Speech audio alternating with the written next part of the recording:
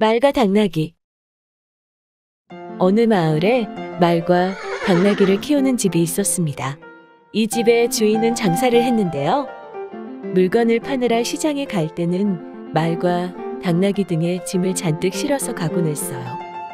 시장에서 물건이 다 팔리지 않을 땐 마을을 돌면서 물건을 다 팔고 집에 돌아왔기 때문에 말과 당나귀가 꼭 필요했죠. 그러던 어느 날 말과 당나귀의 주인은 시장에 가기 위해 짐을 챙기기 시작했어요. 그 모습을 본 당나귀는 걱정이 되었어요. 당나귀는 말보다 덩치가 작은데도 주인은 늘 짐을 똑같이 실었거든요. 며칠 전부터 몸이 아프던 당나귀는 무거운 짐을 잔뜩 실을 생각을 하니 걱정이 된 거예요. 하지만 당나귀는 내색하지 않고 주인이 짐을 싣는 대로 가만히 있었어요. 자, 오늘은 이 물건을 다 팔아야 하니 서둘러서 떠나자. 시장으로 가는 길은 멀었습니다. 산을 넘고 개울을 건너 가는 동안 당나귀는 점점 힘이 빠졌습니다. 그래서 말에게 부탁을 했어요. 말아, 미안하지만 부탁이 하나 있어. 무슨 일인데? 내가 며칠 전부터 많이 아팠잖아. 응, 그랬지. 그런데 오늘따라 등에 실은 짐이 많아서인지 점점 힘이 들어. 그래서? 내가 나보다 키도 크고 덩치도 크니까 내 짐을 조금만 덜어 실어줄 수 있겠어? 그건 안 돼.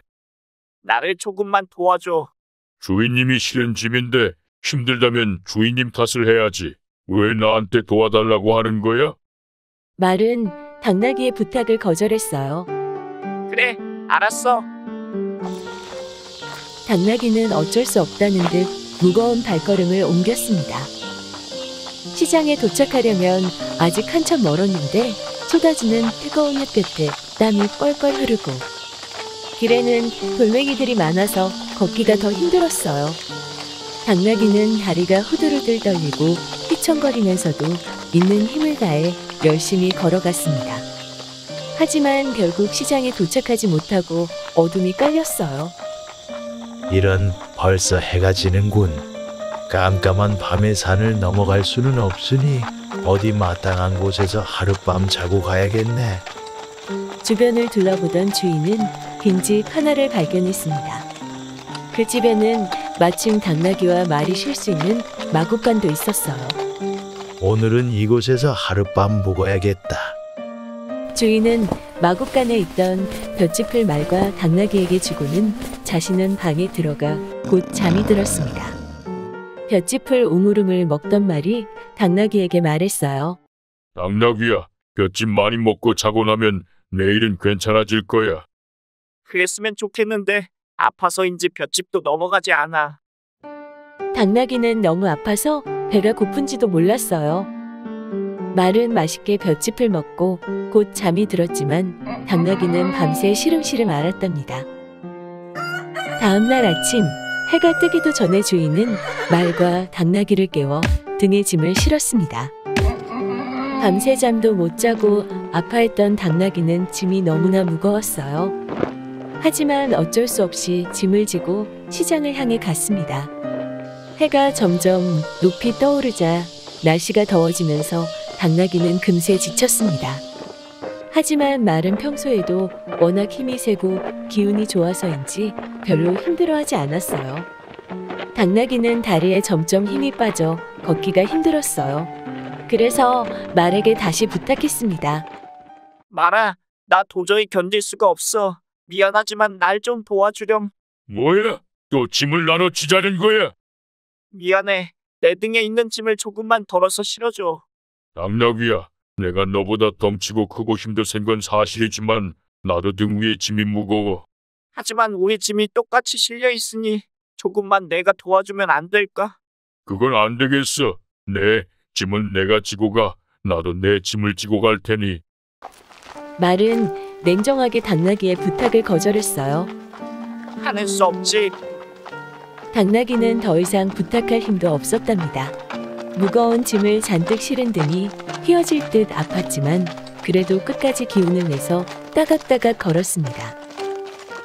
주인은 어서 빨리 시장에 도착하려고 당나귀와 말의 고삐를 잡아당겼어요. 어서 가자. 이 많은 물건을 다 팔려면 빨리 시장에 도착해야 해.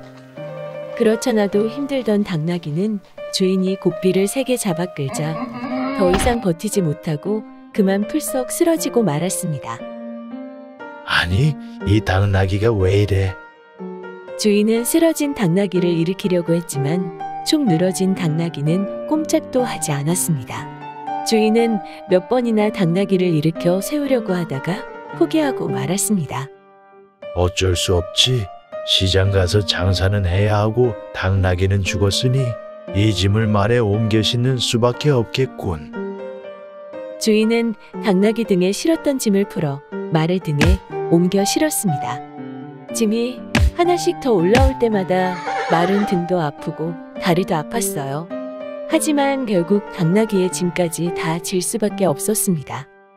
자, 어서 가자. 아까보다 더 빨리 걸어야 해. 주인이 재촉하면서 말고삐를 잡아당겼습니다. 그런데 갑자기 주인이 멈춰 섰어요. 아차차, 깜빡할 뻔했네. 죽은 당나귀도 싣고 가야지. 주인은 죽은 당나귀까지 말등에 실었습니다. 말은 너무나 무거워 휘청거리기까지 했어요. 몇 걸음 정도 갔을 뿐인데 말은 너무나 힘이 들었습니다. 하지만 주인은 말이 힘들어하는 건 신경 쓰지 않고 더 빨리 가자고 재촉만 했죠.